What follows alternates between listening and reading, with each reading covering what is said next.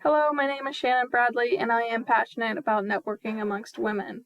So to start off, I want everybody to think about how they spend their time at work. Are you an individual who operates on all work and no play? Do you go out of your way to socialize with your coworkers, or do you see that your male colleagues tend to socialize more? I also encourage you to think about your work dynamic. Who sits up at the top? What is the male to female ratio of the executive level positions? And why does any of these questions even matter? So go ahead and look at the following graphs. Graph 1 on the left shows the ratio of male to females in regards to positions held. So take notice that only 31.1% of women hold executive senior level positions, and the 68.9% of high level jobs are male dominated. The same can be said about the mid-level managers. So over half of the management positions are held by our male counterparts. And on the right, the graph on the right, you can also see that men tend to earn a higher paying salary than women. And over the course of the last 50 years, the pay gap has been closing, but as of 2020 and 2022, the gap is still present and is actually leveling out. It's not getting bigger, it's not getting shorter. So why are we seeing women still trailing behind? So I believe that networking is the key. So if you want to access these graphs, you can actually go on to the Business Insider, or you can check them out through the Equal Employment Opportunity Commission. They held a study in 2018, and you can still review the results. So why is networking more suited to men? So men tend to be social creatures, and I will use my husband as an example here. So when we go out to an outing, regardless of whether it's people we don't know or family, he will talk from the time that he gets out of the car until the time that he gets back into the car. And some women are social as well, but for the majority, men are better at socializing with people that they just met. And the social nature of men also plays into why they participate in more business politics.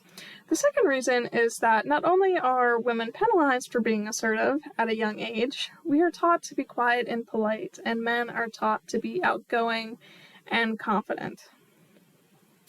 And women usually lack the confidence displayed by our male coworkers. So the term that many use to describe what's going on is called the imposter syndrome, and I will touch more on that here in a little bit. There is also a level of unconscious bias present in the workplace. So if you take a look at the graph on the right, according to the Bureau of Labor Statistics, men with children tend to make more, and women with children tend to make less.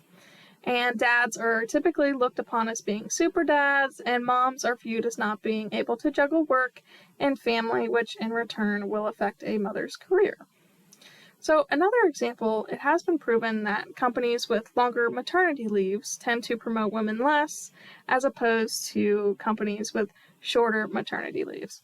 So what can women do to help boost their careers? It lies within the participation of business politics.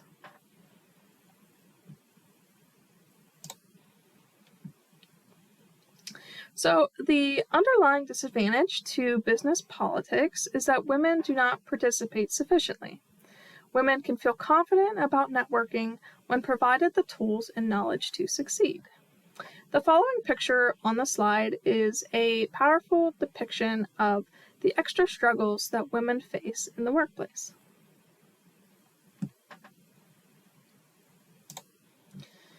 Benefits of networking. So office politics is the process of creating networks to gain power and accomplish tasks within an organization. That's a simplified definition. And as you can see from the picture above, networking has many benefits. The biggest benefit including job opportunities. The more people you know, the better the job opportunities you will have. Networking can also be used for empowering women and creating positive change, using networking to inspire and encourage women. Women do not have to view politics as dirty or immoral when practiced with integrity and confidence.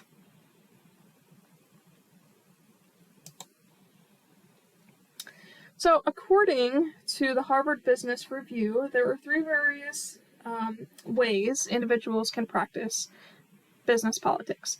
They are operational, personal, and strategic networking.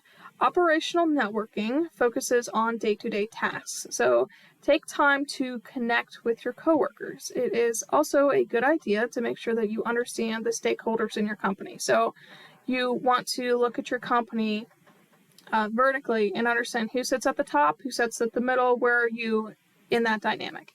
Personal networking engages connections outside of your organization.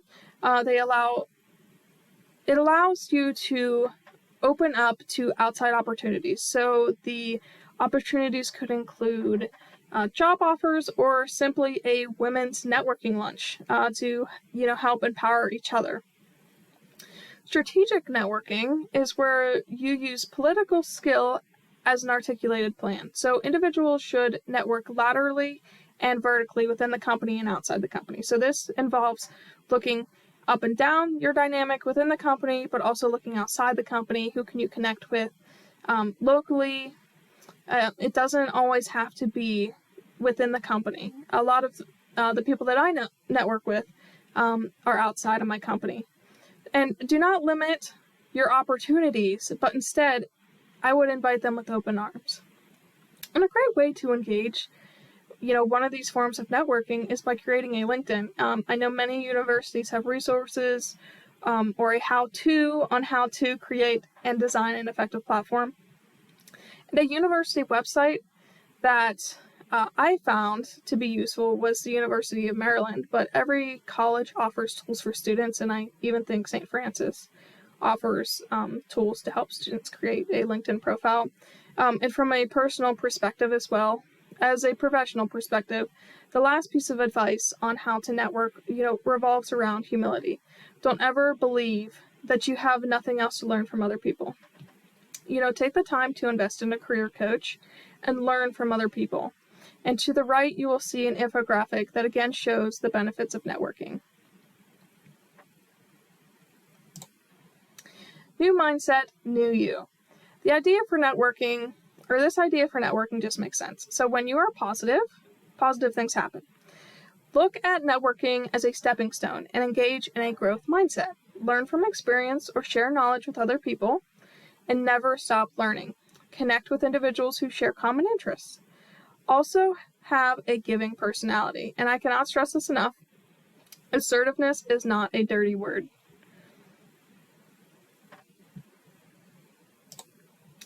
So take a look at the following pictures. Confidence, or assertiveness, does not lead to being passive. It does not lead to being passive-aggressive or aggressive. Assertive means, and I'm going to read this off the screen, it means being appropriately honest, direct, self-enhancing, expressive, self-confident, and empathetic to emotions.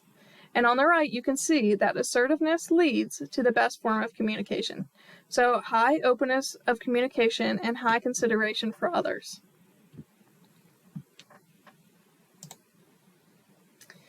So learning from experience. So at my company, I take pride in networking with women that I work with so much that I launched a networking project at our OPCO, but also locally throughout my community. So I had the opportunity to network with two wonderful ladies listed below, Martina Schultz and Amy Buer. I just want to touch base on a couple of words of wisdom shared with me through these women. So real quick, Martina Schultz is the Vice President and Chief Information Officer of Vontier. And Amy Buer is the Vice President and Chief Compliance Officer of Pyramid Healthcare in Altoona. And through both of these interviews, the biggest thing that they told me was that they really wanted to highlight to me is that the importance of knowing your self-worth. Women in business often experience imposter syndrome, which is where we feel like we don't belong, or we're not good enough, or we just are not good enough to step out and talk to people. And do not let self-doubt drive your career. Take it by the horns and be confident. Put yourself out there and connect with individuals. And I actually am friends with Amy personally, and she has been so supportive. She's actually my career coach in my networking ventures that she offered to host a ladies networking lunch for all of the ladies that I have in my network, locally, but also inside my company. So here's another example of networking doesn't always have to be to get you ahead, and instead networking can be to connect with women and to inspire other people. So the conclusion: do not be afraid to get out there and start networking. Your efforts will be seen through new opportunities and great relationships. And lastly, always remember to engage in a growth mindset, and the sky is the limit when it comes to business politics. And here is my works cited. Thank you.